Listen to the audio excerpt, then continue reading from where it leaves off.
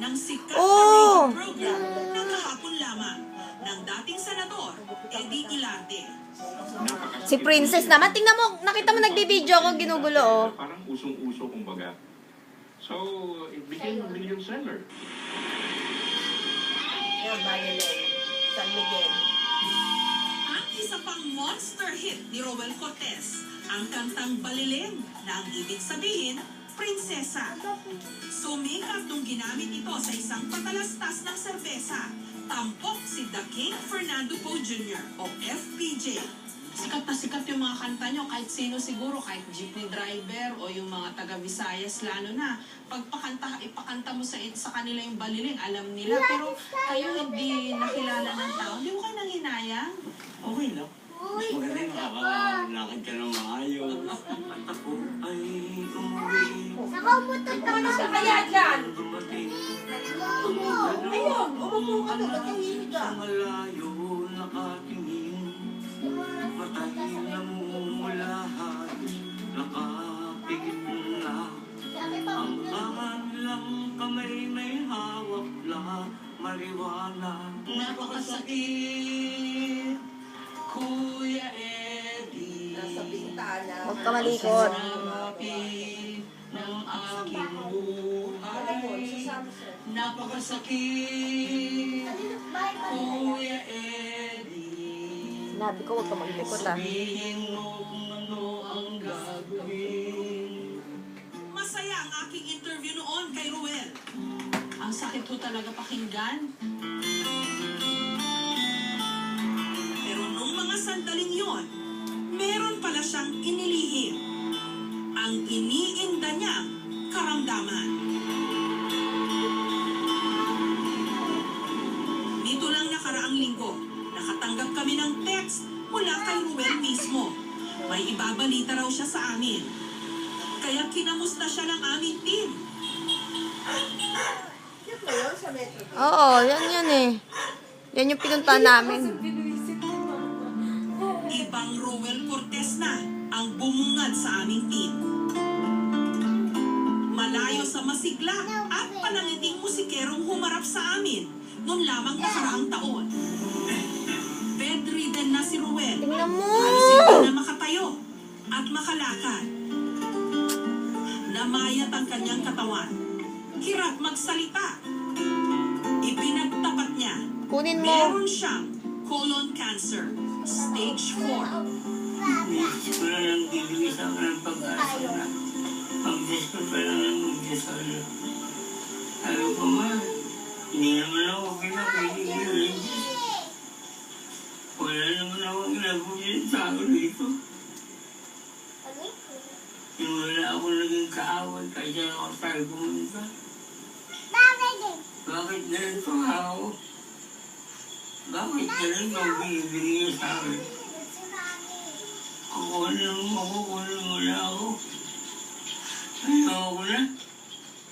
Sawa na ako sa buhay na ganito. Ano ko ba mabuhay kung ganito ako? Hindi ako makalakad. Hindi ko alam masalo yung paligid ko rito. Noong nakaraang taon, wala raw tigil ang pagsakit ng kanyang tiyan at hirap din sa pagdumi. Sa takot na magpa-check up, tiniis niya ang kanyang nararamdaman. Sobrang sakit niya. Talagang nagtawag ko ka. Paalisin mo si Prince. Tingnan mo itong mga to talaga. Nakikita na nila humaharang doon. Babalik ko talaga ako. Halika dito. Walang pagpul, Dali mo yan, oh. Dali mo yan, dali mo yan. Sobra. Dito ka, dito ka. Grabe. Pero pagka... Momo. Oh, yan may Momo, oh. Upo ka dyan. Pinakaano niya, lumabas na yung lumalaban. Ako na yan. Kakaginawa. Hanggang sa nito lang nakaraang linggo, sa payo na rin ang kanilang mga kamag-anak, nagpasya na siyang magpatingin sa doktor.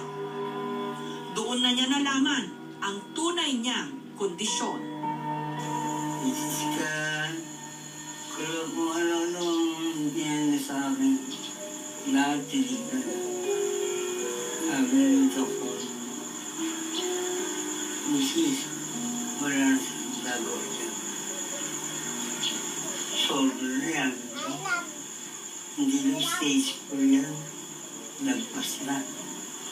Kaya pala yung dumi ko, lumabas din na.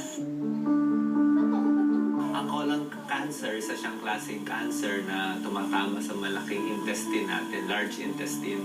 So, kadalasan yung mga tao edad 50 years old and above nagkakaroon ng colon cancer. Ang mga causes ng colon cancer, pwede ito na mamana sa magulang. Minsan, yung mga malakas manigarilyo, uminom ng alak, mas mataas ang chance na nila magkaroon ng colon cancer. Nasa diet din natin yung mahilig sa matataba, karne, baboy, baka. Engineer sa Makati ang asawa ni Ruel na si Corazon. Dahil sa kondisyon ng kanyang mister, si Corazon ang kumakayod para sa kanilang pamilya. Dahil din sa kanyang trabaho, lingguhan lang kung makauwi si Corazon. Kaya kung hindi nag-iisa sa bahay, ang kalimitan daw bantay ni Ruel, ang kanilang mga anak. Kahit nagtatrabaho ako, obligasyon bilang asawa pagdating, intindihin mo siyempre lahat ng pangangailangan niya, pag-aalaga sa kanya. Yun lang rin naman ang tanging maibigay ko sa kanya bilang kapit sa mga nagawa niya rin sa akin dati. Nalungkot talaga ako. Dati, pag lumalabas siya, kasama pa ako. laki na ni Norwin ah!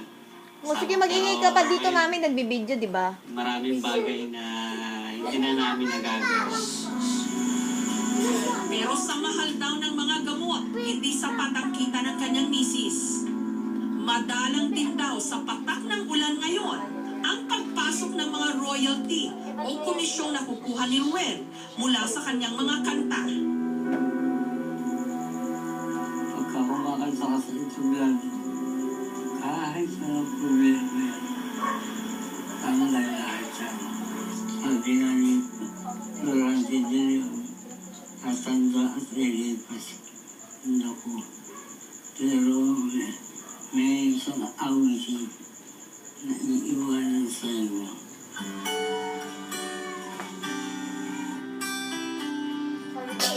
Kinuhanan namin ng mensahe ang isa sa mga pinagkakautangan ng loob ni Ruel sa industriya, si dating Senador Eddie Ilarte. Hi, Ruel. Ruel Cortez, a great singer. Tayo tayong dumalangin lagi na. Huwag tayong mamumuhi sa Diyos. Huwag tayong maghinampo sa dumating sa atin. Spiritual healing is a very real thing. And I hope you get well. Eddie, napakasakit. Hindi ako makakanta. Gusto ko lang mawala kami. Sa kalap-kalap. Hirap na ako. Pero wala. Inimbitahan din namin para personal siyang dalawin ang ilan sa mga naging malapit niyang kaibigan. Si Jericho Rimas na composer ng immortal niyang awiting Napakasakit Kuya Eddie at ang tanyag na folk musician na si Ka Freddy Aguilar kasama pa ang asawa nito. Iniisip ko kung ano na tsura niya. Kasi nung uling magkita kami, pareho pa kami bata nun. Pareho pa kami malakas, pareho pa kami matikas. Dekada 70 pa raw nung nagkakilala si Ruel at Ka Freddy. Sa katunayan, si Ka Freddy Pangaraw ang nagpasok noon kay Ruel para tumugtog sa isang bar sa Olongapo. Sabi sa inyo, dyan nga si Lola.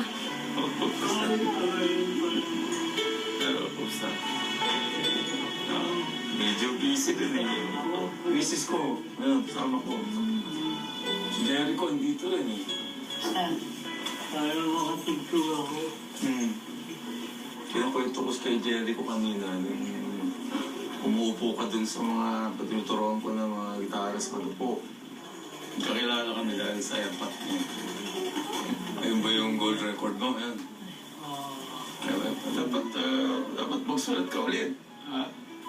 Nakapagsulit ko yung Hindi tayo masyadong nagkasama na sa Mekat ka dahil busy ka na rin. Busy na rin ako kaya hindi na kami masyadong nakikita. Hindi ko nga, halos hindi ko nga sa bumukaan eh. Nakayo na tsura na. So, parang, siyempre, nadudurog yung puso ko na nakita ko siyang ganyan. Kasi nung huling magkita kami, napakalakas na kasikatan niya nun eh. Tapos, ayan, wala nun, hindi na kami nakita. Ilang happy memories lang naman namin din yung pagtapos ng kantahan. Masaya na kami pag nakakain kami doon sa kantin doon.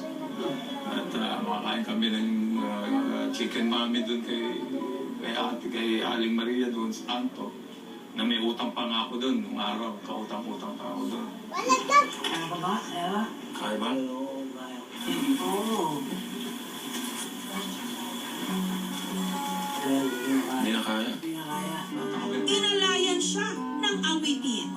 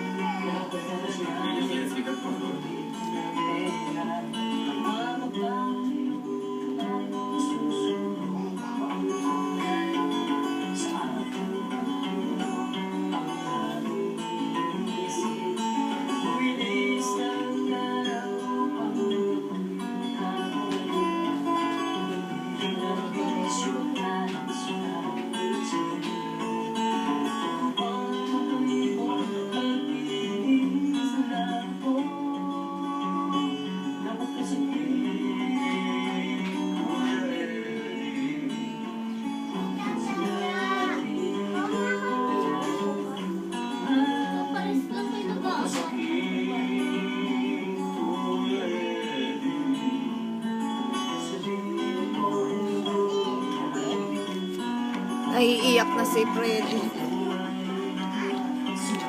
Put. Asar talaga tong batan to eh. Hindi ka titigil. Sasapakin na kita eh.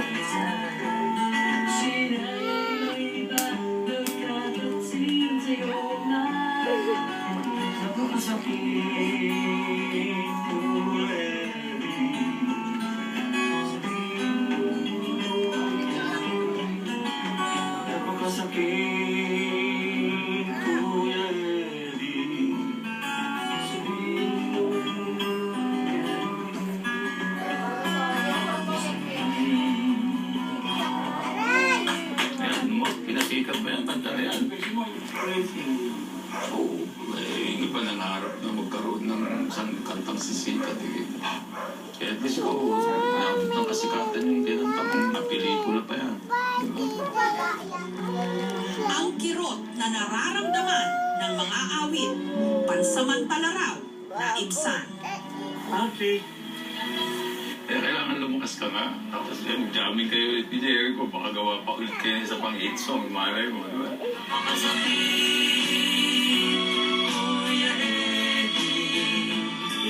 Ang sinabi ng aking buhay. Lolo oh.